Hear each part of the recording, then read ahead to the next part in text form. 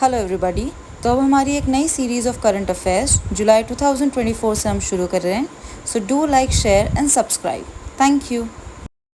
ज्योतिबा फूले एक माली फैमिली में पैदा हुए थे, तो इसलिए उन्हें डिस्क्रिमिनेशन, कास्ट बेस्ड डिस्क्रिमिनेशन को उन्हें फील करना पड़ी उस चीज़ को। ठीक है, लेकिन बात यह आती है कि जब ये उस टाइम पे इतने बड़े स्टीरियोटाइप को फेस कर रहे थे, तो एक सोशल रिफॉर्मर कैसे बने, तो हमें यहाँ पे एजुकेशन का एक रोल हाईलाइट करना चाहिए। Scottish mission high school in Pune, where he was introduced to western ideas of equality, human rights। देखिए, ये हम स्कूलिंग थी जिसकी वजह से उन्हें वेस्ट वर्ल्ड के बारे में पता चला, and we can write it in our answer writing. ठीक है, इन्हें टाइटल मिला महात्मा का इन 1888 बाय विठलराव कृष्णजी वांडेकर। तो विठलराव वांडेकर याद करना है क्योंकि महाराष्ट्र रिलेटेड नाम है, तो ऐसे ही मतलब इसी तरीके के होते हैं, लेकिन इसे हम लास्ट में लिखेंगे कि इन्हें महात्मा का टाइटल दिया गया था। ऐसे क्या काम करे थे? देखिए, सोशल जो सोसाइटी के खिलाफ इन्होंने, हम बोल सकते हैं कि इनका सत्य शोधक समाज 1873, गुलामगिरी इनकी बुक थी जिसके थ्रू इन्होंने ब्राह्मणिकल डोमिनेंस और प्लाइट ऑफ लोअर कास्ट को हाईलाइट करा। इसके अलावा एक और बुक हमें लिखनी चाहिए, सार्वजनिक सत्य धर्म पुस्तक। तो इससे हमारा समझ में आ गया कि इन्होंने सोशल डिस्क्रिमिनेशन के खिलाफ आवाज़ उठाई थी। अब देखेंगे हम सोसाइटी में क्या करा था। तो इनकी वाइफ सावित्रीबाई फूले, देखिए एजुकेशन 1854 में इन्होंने क्या करा था, उससे पहले 1848 में इन्होंने फीमेल एजुकेशन के लिए, गर्ल्स के लिए पहला स्कूल खोला पुणे में। इनकी वाइफ सावित्रीबाई फूले खुद फर्स्ट फीमेल टीचर रही हैं। अच्छा, 48 में लड़कियों के लिए स्कूल खोला। 1854 में इन्होंने ऑर्फनेज खोला ताकि वल्नरेबल चिल्ड्रन को ये प्रोटेक्ट कर पाएँ। फिर इन्फेंटिसाइड प्रिवेंशन सेंटर 1863 में खोला गया। तभी हम बोलेंगे ही वॉज कॉल्ड एज महात्मा, और हम आंसर राइटिंग में इसे कोट कर सकते हैं। Moving on, 50th anniversary of emergency. ठीक है, तो इसमें जब हम करेंगे तो इमरजेंसी के प्रोविजंस, ठीक है, ये पता होना चाहिए कि 21 मंथ्स के लिए थी, 1975-77। ये सारे क्वेश्चंस हम पॉलिटी में कवर कर लेंगे। इससे हमें आंसर राइटिंग में पहले तो आता है what do you mean by emergency. Emergency is the set of legal measures जो हमारे कॉन्स्टिट्यूशन या लॉज में लिखे हैं कि हम लोग इन सिचुएशंस ऑफ इमरजेंसी, कौन सी सिचुएशन है, वॉर लाइक सिचुएशन, जिससे हमारे देश की इंटेग्रिटी, यूनिटी, सॉवरिटी खतरे में पड़ जाए, तो हमें क्या करना है।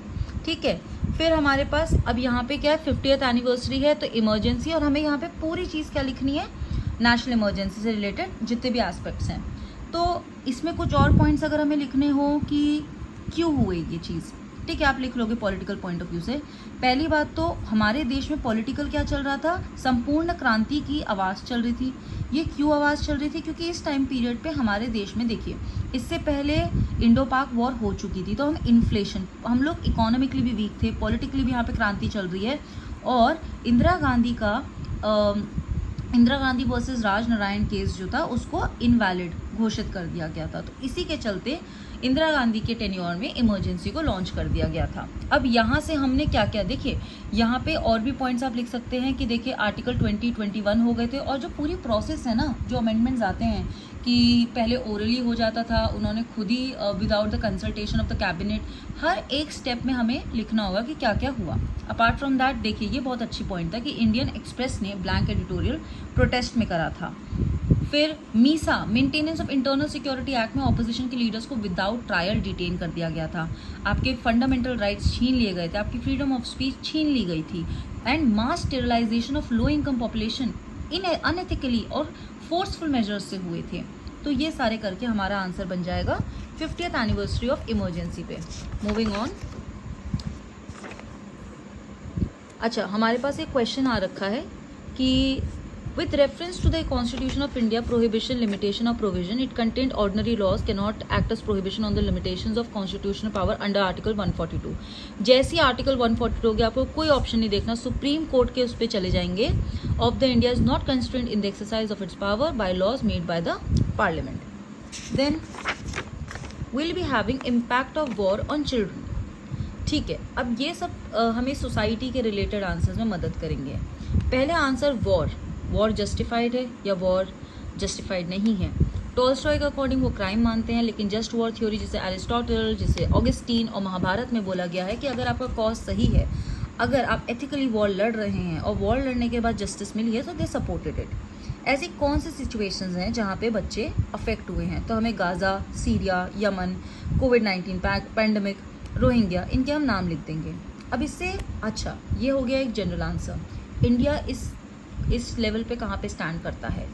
तो इंडिया के केस में will be like for the first time जो यूनाइटेड नेशंस की रिपोर्ट है on children in armed conflict, हमारा नाम वहाँ से रिमूव हो गया है। So this is actually a positive sign for us. और international criminal court of Roman statute, उसमें चाइल्ड सोल्जर्स को वॉर क्राइम माना जाता है।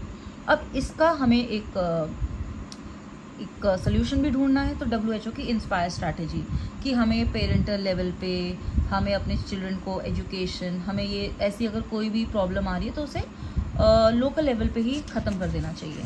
तो this will B for answer writing point of view. और कंक्लूड हम करेंगे मॉन्टेसेरी की जो बुक थी उससे ये पता चलता है कि चाइल्डहुड, अगर एक पीसफुल चाइल्डहुड होता है तो उससे कितने ज़्यादा इम्पैक्ट एक बच्चे की लाइफ पे पड़ता है। Montessori the secret of childhood, year याद भी हो नहीं भी हो तो कोई बात नहीं। Next we have Supreme Court targets media stereotypes of differently abled. तो ये डिफरेंटली एबल्ड है क्या चीज़? सबसे पहले पर्सन विद डिसेबिलिटीज़ का मतलब क्या होता है? अ पर्सन विद डिसेबिलिटीज़ जिन्हें long term physical, mental, intellectual या सेंसरी इम्पेयरमेंट है, जिसकी वजह से it hinders their participation in society. ये UN के लिए हो गई। According to India, person with benchmark disability की 40% वो अफेक्टेड हो, और ऐसी फ्रॉम 7 हमने 21 डिफाइन कर रखी हैं। ठीक है, इंडिया का स्टेटस मैक्सिमम रूरल एरियाज़ में है, 56% मेल्स है, 2.2 हमारी पॉपुलेशन इस चीज़ से ग्रसित है। ठीक है, एग्जैक्ट डेटा याद करने की ज़रूरत नहीं है, लेकिन आपको मतलब अप्रॉक्स पता होना चाहिए कि आप MCQs में भी कर सकें और आंसर राइटिंग में भी यूज़ कर सकें। देन अब हम लोगों ने क्या इसके खिलाफ कुछ करा है? कॉन्स्टिट्यूशन में हमारा प्रियम्बल, फंडामेंटल ड्यूटीज़, हमारा DPSP, स्टेट सब्जेक्ट में and 11th and 12th schedule इसी के लिए। लीगल प्रोविजंस में national trust act 1999, mental health act 2016, reservation of physically disabled for education and government. तो ये 1995 का जो एक्ट है, इन सब में हम लोग सपोर्ट करें constitutional and legally. Then national policy for person with disabilities का हमारा जो फ्रेमवर्क है, ग्लोबल लेवल पे international day of person with disability, UN principles for person with disabilities, UN convention on rights of person with disabilities, इन सब मुद्दों को हम इंटरनेशनल लेवल पे एड्रेस करते हैं। अपार्ट फ्रॉम दैट, राष्ट्रीय बाल स्वास्थ्य कार्यक्रम, जो कि हमें 48 आवर्स ऑफ जब वो बच्चा बॉर्न होता है हमें पता चल जाएगा ऐसा कुछ प्रॉब्लम है। So this will be helpful for us कि हम डिटेक्ट कर पाएँ। Then gender discrimination at work place. तो फॉक्सकॉन जो कि हमारा सप्लायर है एप्पल का, तो उसने क्या करा था, एक फ़ीमेल को ऑन द बेसिस ऑफ कि वो मैरिड है उसको जॉब डिनाई कर दी गई।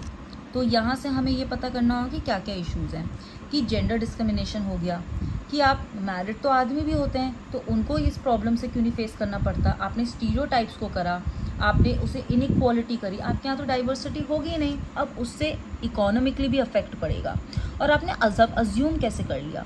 फिर हम लोग आंसर करेंगे कि विमेन को जेंडर इनइक्वालिटी राइट फ्रॉम, अगर हम देखें पहले बात तो फीमेल इन्फेंटिसाइड से बचना पड़ता है, then she has to fight to get into a proper education, फिर स्टेम कोर्सेज में उनका पार्टिसिपेशन ज़्यादा से ज़्यादा लाना, 15% of the board seats in NSE listed companies, उसमें से 15% विमेन है, plus sexual harassment, me too movement, इन सबको विमेन इन स्टीरियोटाइप्स को चैलेंज करती है और फिर तब भी उसे डिनाई करा जाएगा।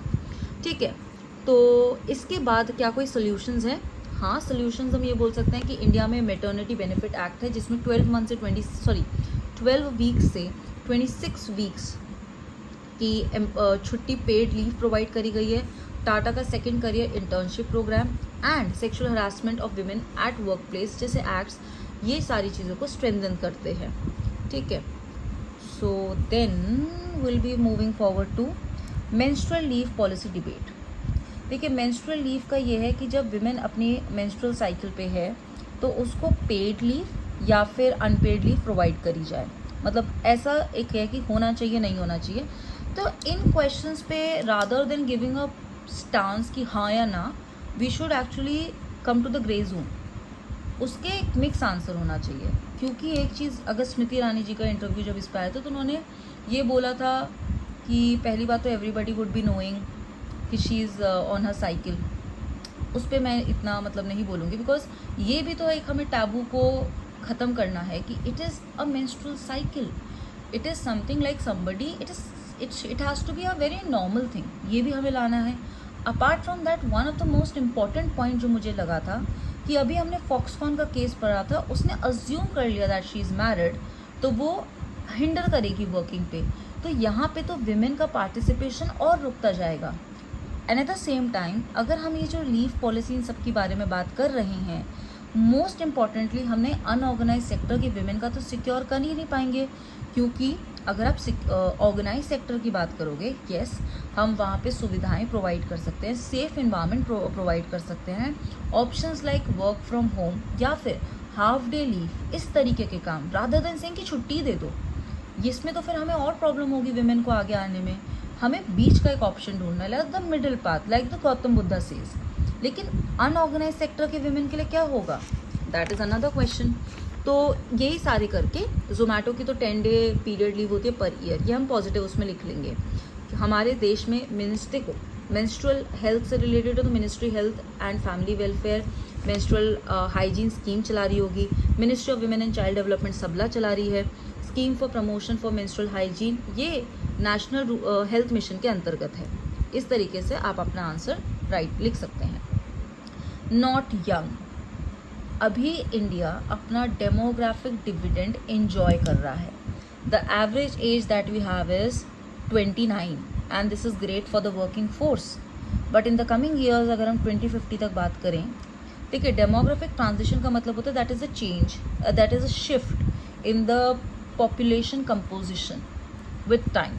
लेकिन डेमोग्राफिक डिविडेंड का मतलब होता है कि जो मेरा शिफ्ट है वो डिपेंडेंट कौन होंगे, एल्डरली और चाइल्ड, से हम वर्क फोर्स की तरफ जा रहे हैं। So this is the positive aspect. अगर हम अब इसमें हम कहेंगे कि हम इंडिपेंडेंस और आज के टाइम पे देखें तो मेन की एज 56 से 69 हो गई एक्सपेक्टेंसी, हमारी फर्टिलिटी रेट 7 से 2.1 हो गई है, 85% ऑफ वीमेन आज भी अपने सन पे डिपेंड करती हैं, और अभी भी विमेन का अगर हमसे देखा जाए फ्रॉम 96 टू 90 गर्ल चाइल्ड का देखा जाए पर 100 boys, ages under 5 drop 96 to 91, ठीक है, अंडर 5।